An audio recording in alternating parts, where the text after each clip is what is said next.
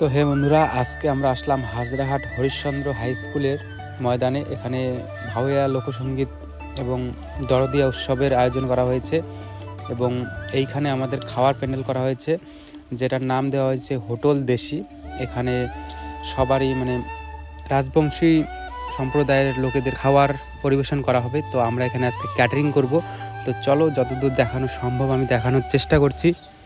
তো চলো, প্রথমে আমরা দেখে নেই এই হোটেলের মেনুগুলিতে কি কি পাওয়া যাবে আর কি। শীতলের আউটা, শামুকের হরপা, শামুকের নেটপেটি, ঠাকুরি কালার ডাল, শুক্তার চাটনি আর আলু ভাজা। চলো আগে ভিতর থেকে তোমাদের রেসিপিগুলো, রান্নাটা একটু দেখিয়ে নিয়ে আসি, তারপরে তোমাদের বাকি সব কিছু দেখানোর চেষ্টা করো। তো বন্ধুরা দেখো, এখানে শামুকের হরপা রান্না করা হচ্ছে, যেটা রাজবংশী সম্প্রদায়ের লোকেদের খুব একটা প্রিয় খাদ্য যেটা বলা হয় আর কি।